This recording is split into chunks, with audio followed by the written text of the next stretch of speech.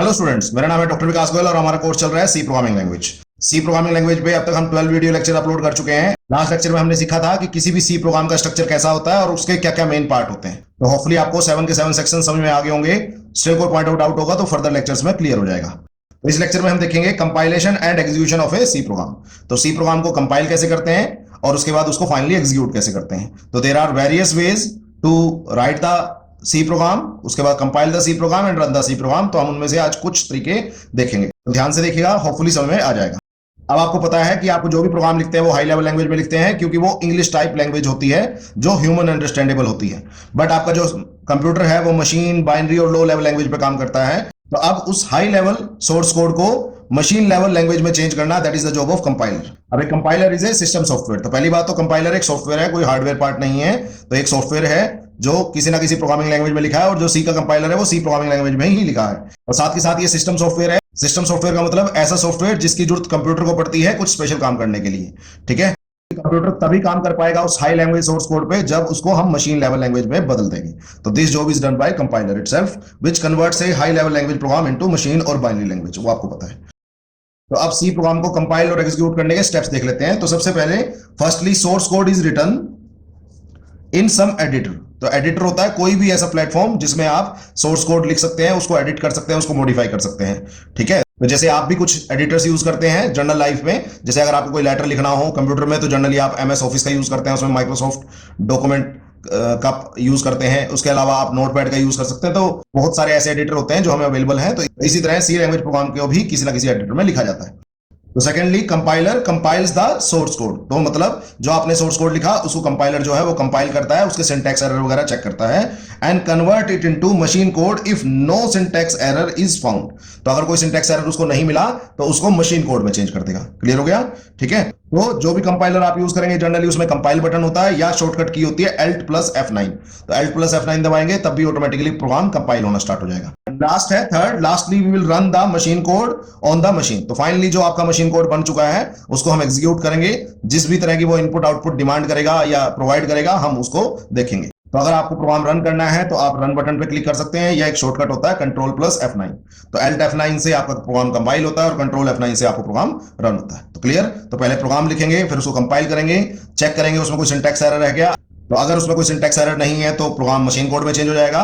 But अगर उसमें कुछ एरर है तो आप उन एरर्स को ठीक करेंगे, दोबारा कंपाइल करेंगे, फिर अगर कोई सिंटैक्स एरर दोबारा नहीं मिलेगा तो वो मशीन कोड में चेंज हो जाएगा। तो हम तब तक एरर को रिमूव करते रहेंगे जब तक सारे एरर रिमूव नहीं होते, और जब फाइनली सिंटैक्स एरर रिमूव हो जाएंगे तो प्रोग्राम आपका मशीन कोड में चेंज हो जाएगा और फाइनली उस मशीन कोड को हम रन करेंगे यूजिंग द रन कमांड। ठीक है, दैट इज Ctrl F9 उसका शॉर्टकट है। क्लियर हो गया? होपफुली कोई डाउट नहीं होगा। ठीक है, अब नेक्स्ट है टाइप्स ऑफ सी कंपाइलर, कि आप कौन कौन सी टाइप के कंपाइलर सी प्रोग्राम को कंपाइल करने के और एग्जीक्यूट करने के लिए यूज कर सकते हो। ठीक है, तो there are 3 options to compile any C program.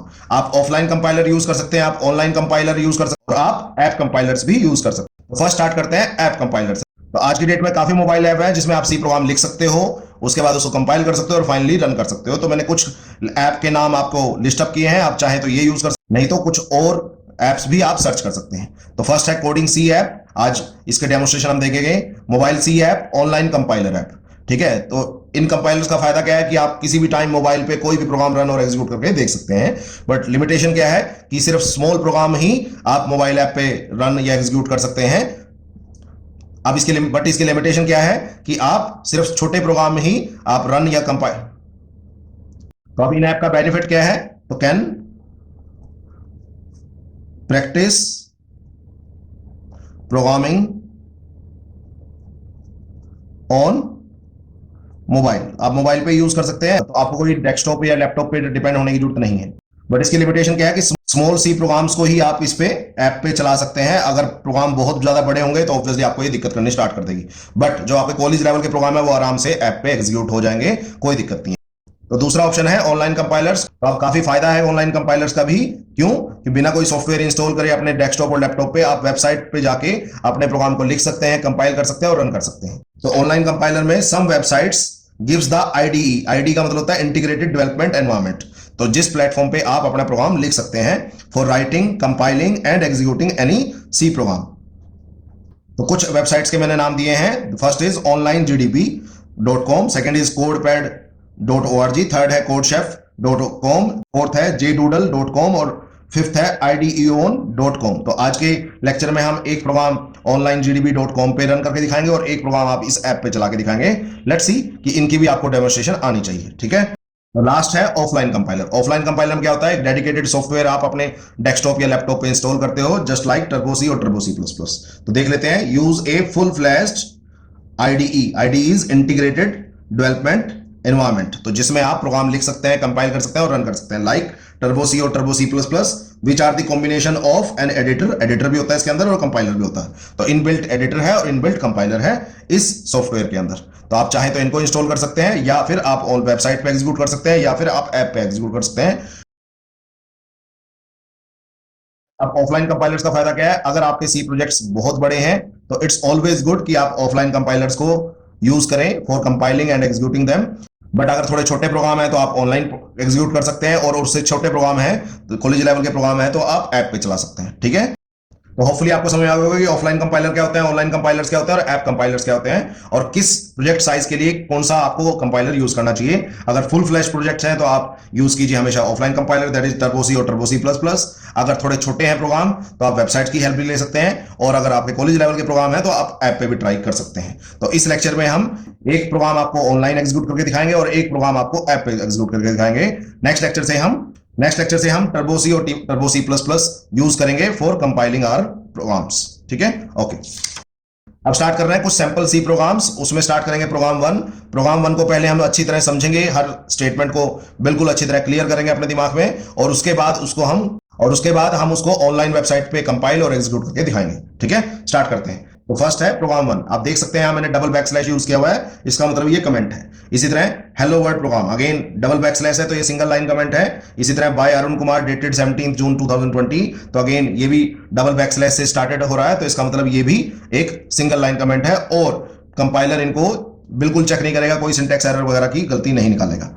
तो आप करते हैं प्रोग्राम स्टार्ट। हैश इंक्लूड स्टूडियो.h, तो आपको पता है हैश क्या होता है, प्री प्रोसेसर डायरेक्टिव। इंक्लूड स्टूडियो.h क्या होता है, standard input output header file. तो अगेन इसमें मैंने डबल बैकस्लैश लगाया हुआ है, इसका मतलब ये एक कमेंट है, तो इसको कंपाइलर चेक नहीं करेगा। तो कितना बड़ा फायदा हो गया, अगर इस लाइन के आगे मैंने इसके बारे में लिखा हुआ है तो इट्स गुड कि जब मैं प्रोग्राम पढ़ूंगा तो मुझे पता लग जाएगा स्टूडियो.h किस काम के लिए यूज हो रहा है, that is standard input output header file.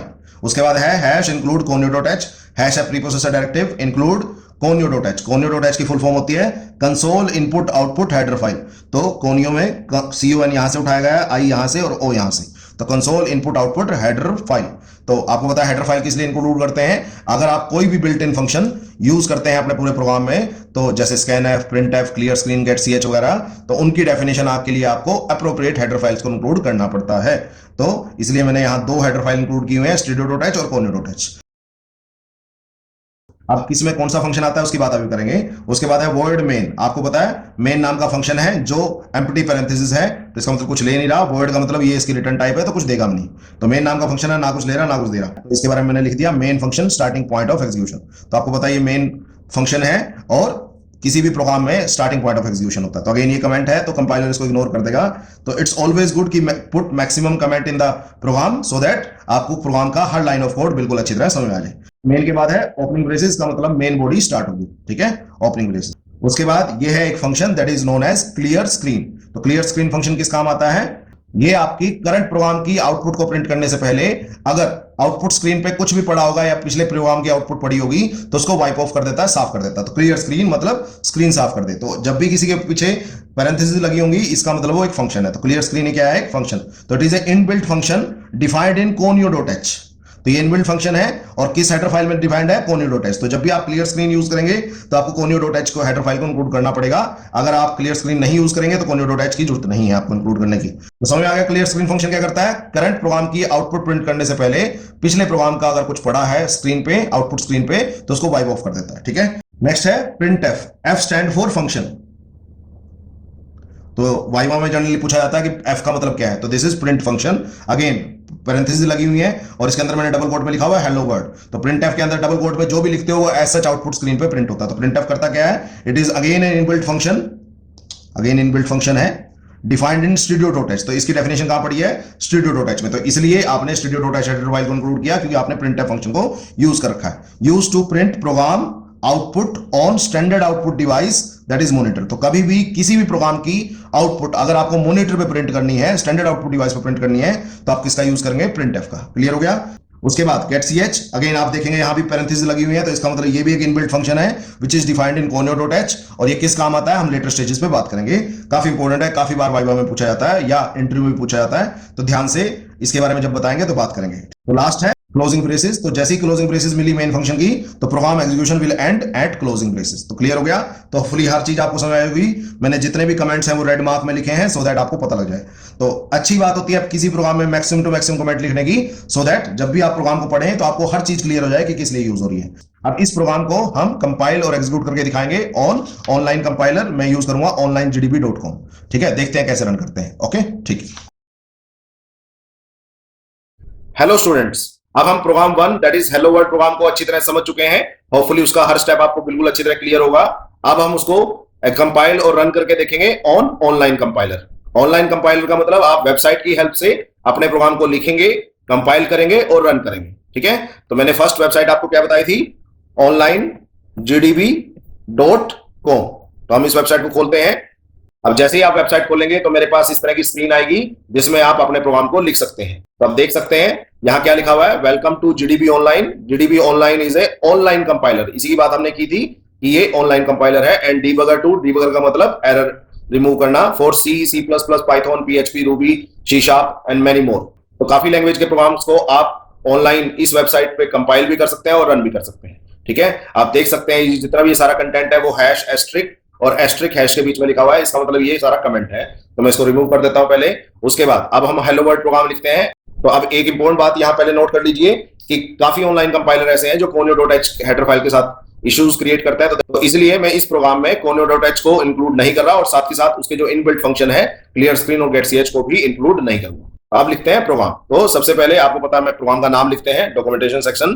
तो backslash asterisk hello word program, और जैसे ही तुम एस्ट्रिक बैकस्लैश से बंद करोगे तो कंपाइलर को पता लग जाएगा yes it is a comment. तो ऑब्वियसली ये मल्टी लाइन कमेंट है। आप सिंगल लाइन पे भी यूज कर सकते हैं, मल्टीपल लाइन पे भी यूज कर सकते हैं। उसके बाद आप क्या लिखते हैं? Hash include studio.h angle bracket close. ठीक है, अब दूसरी स्टेटमेंट जनरली होती है हैश इंक्लूड conio.h, बट काफी ऑनलाइन कंपाइलर उसके साथ प्रॉब्लम क्रिएट करता है, तो दैट्स व्हाई मैं उसको नहीं लिख रहा। अब नेक्स्ट है मेन फंक्शन। तो वर्ड मेन, तो जैसे ही देखिए मैंने लेफ्ट पैरेंथेसिस डाली, ऑटोमेटिकली राइट पैरेंथेसिस आ गई। तो ये कुछ फायदे हैं आपके ऑनलाइन कंपाइलर के साथ कि जैसे ही आप कोई सिंबल यूज करते हैं तो उसका पेयर्ड सिंबल ऑटोमेटिकली अपीयर हो जाता है। अब नेक्स्ट है ओपनिंग ब्रेसेस। तो ओपनिंग ब्रेसेस जैसे मैंने डाली तो ऑटोमेटिकली एक क्लोजिंग ब्रेसेस भी अपीयर होगी, क्योंकि हर एक ब्रेसेस और पैरेंथेसिस हमेशा पेयर में एग्जिस्ट करती है। तो अगेन मैंने प्रोग्राम में क्या क्या लिखा था? क्लियर स्क्रीन लिखा था, printf लिखा था और get ch लिखा था। क्लियर स्क्रीन और get ch को मैं अब यहां यूज नहीं करूंगा क्योंकि मैंने conio.h हेडर फाइल इंक्लूड नहीं की है। मैं सिर्फ printf लिखूंगा। लॉजिक printf, आपको पता है printf क्या होता है? एक फंक्शन होता है। अगेन मैंने लेफ्ट पैरेंथेसिस डाली, ऑटोमेटिकली राइट आ गई। तो अगेन डबल कोट्स, तो डबल कोट्स भी देखो ऑटोमेटिकली पेयर में आ गई। तो that's the beauty of online writing की काफी आपको हेल्प मिल जाती है राइटिंग के दौरान। उसके बाद आप जो भी आप मैसेज लिखना चाहें, हमने लिखा था हेलो वर्ल्ड। ठीक है, और लास्ट आपका सेमीकोलन तो आएगा ही आएगा क्योंकि ये स्टेटमेंट टर्मिनेटर है। तो ऑब्वियसली हर स्टेटमेंट के बाद आपको सेमीकोलन लगाना है। तो that's all about my first program. आप देख सकते हैं मैंने यहाँ conio.h स्किप किया और get ch और क्लियर स्क्रीन स्किप किया। तो फिलहाल उसको इग्नोर कर दीजिए। नेक्स्ट प्रोग्राम में हम उसको सीख लेंगे जब हम टर्बो सी में करेंगे। क्लियर हो गया? अब हमने करना है इसको कंपाइल और एग्जीक्यूट। तो डायरेक्ट रन होगा, तो रन पे जाएंगे। वो आप पूछेगा कि किस कंपाइलर की आपने हेल्प लेनी है, तो मुझे सी कंपाइलर की हेल्प लेनी है। तो जैसे ही सी कंपाइलर की हेल्प लिया, वो एग्जीक्यूट किया और मेरी आउटपुट आ गई हेलो वर्ल्ड। तो यही मेरे को आउटपुट चाहिए थी। और program finished with execute, please enter to exit console. लो जी, जैसे ही मैं एंटर करूंगा तो ऑब्वियसली कंसोल आउटपुट चली जाएगी। दोबारा रन करके देख लेते हैं, रन करें। तो जो भी वहां होना है, जो भी आप मैसेज लिखोगे, ऑटोमेटिकली वो आउटपुट स्क्रीन पे प्रिंट हो गया। तो that's the beauty of online compilers. अगर मेरे पास कोई सॉफ्टवेयर ना हो सी प्रोग्राम को रन करने के लिए, तो मैं किसी भी ऑनलाइन वेबसाइट पे जाके भी प्रोग्राम को रन कर सकता हूं। तो क्लियर हो गया? होपफुली कोई डाउट नहीं होगा, समझ आ गया होगा। कोई डाउट बचे तो please feel free to ask. ठीक है, अब करते हैं प्रोग्राम नंबर 2 और उसके बाद उसको हम किसी ऐप में रन करके दिखाएंगे। ठीक है, ओके। अब होपफुली आपको फर्स्ट प्रोग्राम अच्छी तरह समझ आ गया होगा। उसको कैसे ऑनलाइन कंपाइल किया, रन किया, हम क्लियरली आपको बता चुके हैं। कोई डाउट होगा तो स्टिल पूछ लीजिएगा। ठीक है, अब एक सैंपल प्रोग्राम और करते हैं, दैट इज प्रोग्राम 2। तो मैंने यहाँ पे डबल बैकस्लैश लगा हुआ है, इसका मतलब ये एक सिंगल लाइन कमेंट है, तो compiler will not check it. इसी तरह program to add two integers, ये प्रोग्राम का नाम है और by Arun Kumar on 17 June 2020। तो प्रोग्राम स्टार्ट करते हैं। तो आपको पता है हैश इंक्लूड स्टूडियो.h क्या करता है, standard input output header file को इंक्लूड करता है। हैश इंक्लूड conno.h क्या करता है, console input output header file को इंक्लूड करता है। तो अब वर्ड मेन क्या होता है, आपको पता है मेन नाम का फंक्शन है जो कुछ नहीं ले रहा और ना कुछ दे रहा है वापस, तो ये मेन फंक्शन है और हर प्रोग्राम में एक मेन फंक्शन जरूर होना चाहिए। उसके बाद आपको पता है ये ओपनिंग ब्रेसेस है, तो यहां से प्रोग्राम की एग्जीक्यूशन स्टार्ट होती है या मेन बॉडी स्टार्ट होती है। उसके बाद अगर आप इसको ध्यान से देखेंगे, int a equal to 5, b equal to 10 and c semicolon, तो अगर आप ध्यान से देखेंगे तो यहां पे 3 इंटीजर वेरिएबल हमने डिक्लेयर किए,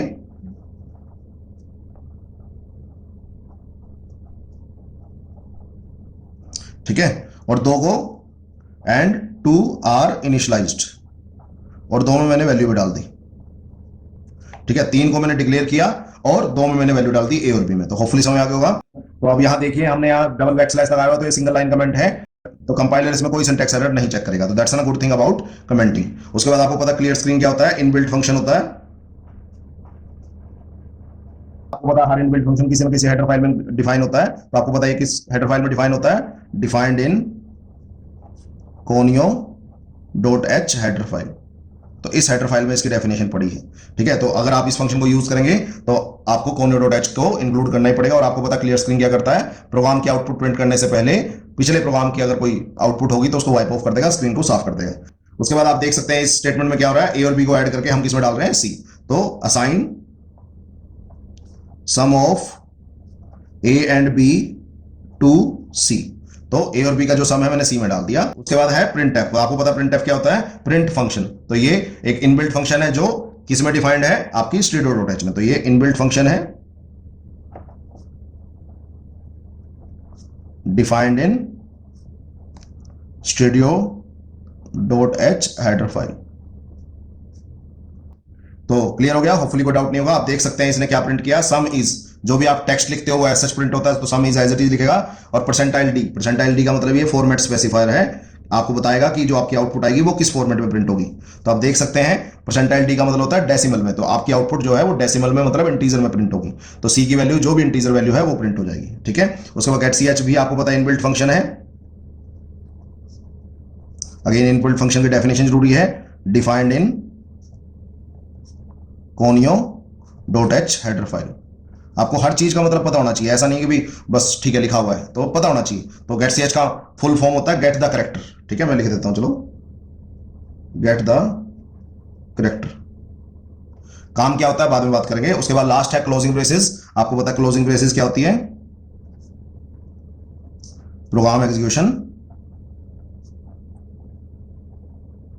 एंड्स। तो जो मेन फंक्शन की क्लोजिंग ब्रेसेस होती है उस पर आपके प्रोग्राम की एग्जीक्यूशन खत्म हो जाती है। That's all about this very program. इस प्रोग्राम को भी हम कंपाइल और रन करके देखेंगे यूजिंग ए मोबाइल ऐप। मैं यूज करूंगा कोडिंग सी ऐप, आप कोई और ऐप भी ट्राई कर सकते हैं, ठीक है। तो हेलो स्टूडेंट, अब तक हम प्रोग्राम 1 समझ चुके हैं। उसके बाद उसको हमने ऑनलाइन वेबसाइट onlinegdb.com पे कंपाइल और रन करके दिखाया और उसकी आउटपुट चेक की थी, दैट वाज हेलो वर्ल्ड। उसके बाद हमने प्रोग्राम 2 समझा जिसमें हमने देखा कि सम ऑफ 2 इंटीजर्स कैसे फाइंड आउट करते हैं। अब उसको हम रन करके देखेंगे एक मोबाइल ऐप। मेरी मोबाइल ऐप का नाम है कोडिंग सी, आप कोई और मोबाइल ऐप भी यूज कर सकते हैं, मैं ये ऐप यूज कर रहा हूं, ठीक है। तो अब लिखते हैं प्रोग्राम। तो आपको पता है सबसे पहले कोई भी प्रोग्राम लिखने से पहले आप हमेशा कमेंट्स लिखते हैं उस प्रोग्राम के बारे में थोड़ी बहुत डिटेल। तो मैं लिख देता हूं प्रोग्राम टू ऐड 2 इंटीजर्स, ठीक है। उसके बाद आप एस्ट्रिक लगा के बैकस्लैश से उसको बंद कर देंगे। तो जैसे ही आपने एस्ट्रिक बैकस्लैश से उसको बंद किया तो इसका मतलब कंपाइल को पता लग गया कि वो एक कमेंट है, ठीक है। अब स्टार्ट करें प्रोग्राम लिखना। आपको पता है सबसे पहले क्या लिखते हैं, हैश इंक्लूड एंगल ब्रैकेट, मैं पेयर साथ साथ डाल देता हूं, इसके पास वो फीचर नहीं है, stdio.h। अब ये आपको हेडर फाइल पता किस लिए होती है। उसके बाद हैश इंक्लूड एंगल ब्रैकेट्स और conio.h, ठीक है। उसके बाद आपको पता है क्या मेन फंक्शन स्टार्ट करते हैं, word main pair of parenthesis. उसके बाद ब्रेसेस स्टार्ट करेंगे। ब्रेसेस स्टार्ट करने का मतलब आपका प्रोग्राम स्टार्ट हो गया। उसके बाद आप सबसे पहले हमेशा वेरिएबल्स डिक्लेयर करते हैं। तो मैंने एक इंट डेटा टाइप ली, उसमें ए वेरिएबल डिक्लेयर किया, उसमें आपको 10 अलॉट कर दिया, साथ साथ डिक्लेयर भी किया और साथ साथ उसमें वैल्यू भी डाल दी। बी में मैंने 5 डाल दिया और सी में मैंने कुछ नहीं डाला, उसको मैंने खाली ले लिया। तो मैं सेमीकोलन लगा देता हूं। क्लियर हो गया? तो होपफुली समझ आ गया होगा। उसके बाद मैं क्लियर स्क्रीन फंक्शन यूज कर रहा हूं just to clear the screen before printing my output. Plus B semicolon से बंद हो जाएगा। उसके बाद आपको पता है इसको आउटपुट को प्रिंट करेंगे तो प्रिंट एफ फंक्शन है, आपको पता है। डबल कोट्स लगा देता हूं पहले ही, क्योंकि मेरे को पता है पेयर में लगते हैं वो हमेशा। तो मैंने तो जो भी आप मैसेज लिखते हैं वो ऐसा प्रिंट होता है। अगर आपको कोई आउटपुट प्रिंट करनी है तो आपको फॉर्मेट स्पेसिफायर लेने होते हैं। तो परसेंटाइल डी ये फॉर्मेट स्पेसिफायर है, क्या प्रिंट करने के लिए? इंटीजर प्रिंट करने के लिए। तो मैंने किसकी वैल्यू प्रिंट कर दी? सी की, और सेमीकोलन से उसको बंद कर दिया। उसके बाद लास्ट स्टेटमेंट में लिख लेता हूं गेट सी एच, सेमीकोलन बंद। और लास्टली ब्रेसेस। अब हम इसको क्या करके देखेंगे? कंपाइल और रन। तो इसमें डायरेक्ट रन का ऑप्शन है, तो we will directly run it. ठीक है, तो रन करें। तो देखो क्या आउटपुट आई मेरी, सम इज 15, क्योंकि इनपुट क्या थी आपकी 10 एंड 5, तो ऑब्वियसली आंसर क्या आएगा? सम इज 15। तो इस तरीके से आप आंसर ले सकते हैं। तो that's how you can run your program on mobile apps as well. तो इस तरह से आप जितने चाहे प्रोग्राम आप सोच सकते हैं, लिख सकते हैं और रन कर सकते हैं। ठीक है, तो जितने भी कॉलेज लेवल के प्रोग्राम हैं वो आप आराम से अपने मोबाइल पे रन कर सकते हैं। आपको कोई बड़ा इंफ्रा नहीं चाहिए, लैपटॉप और डेस्कटॉप नहीं चाहिए, कोई दिक्कत नहीं आएगी, आप डायरेक्टली उस पर रन कर पाएंगे। अगर आप चाहेंगे तो इसको सेव भी कर पाएंगे। मेन्यू में सेव का ऑप्शन है, तो आप सेव भी कर सकते हैं अपने मोबाइल में, तो लेटर ऑन एक्सेस करने के लिए। तो काफी अच्छे फीचर्स हैं, तो आप किसी भी मोबाइल ऐप का यूज कर सकते हैं और अपने प्रोग्राम्स को रन कर सकते हैं। तो होपफुली अब आपको ऑनलाइन कंपाइलर्स और ऐप कंपाइलर की डेमोस्ट्रेशन अच्छी तरह समझ में आ गई। अगर आप चाहें तो अपने कॉलेज प्रोग्राम्स के लिए जो छोटे मोटे प्रोग्राम आप बनाते हैं उनके लिए आप ऐप्स का यूज कर सकते हैं, तो that will be much convenient for you. Obviously आपको डेस्कटॉप और लैपटॉप की रिक्वायरमेंट नहीं रहेगी। ठीक है, काफी बच्चों की ये दिक्कत रहती है कि उनके पास डेस्कटॉप या लैपटॉप नहीं है, तो आप किसी भी ऐप पे उनको रन कर सकते हैं या ऑनलाइन भी रन कर सकते हैं। नेक्स्ट लेक्चर से हम ऑफलाइन कंपाइलर का यूज करेंगे, दैट इज टर्बो सी या टर्बो C++। ठीक है, क्लियर हो गया? होपफुली कोई डाउट नहीं होगा इस लेक्चर में। हमने अच्छी तरह 2 प्रोग्राम सीखे। उसके बाद हमने फर्स्ट प्रोग्राम को ऑनलाइन कंपाइल करके दिखाया और रन करके दिखाया, और दूसरे प्रोग्राम को ऐप पे कंपाइल और रन करके दिखाया। होपफुली अब आपको समझ आ गया। स्टिल कोई पॉइंट ऑफ डाउट होगा तो just feel free to ask. ठीक है, ओके।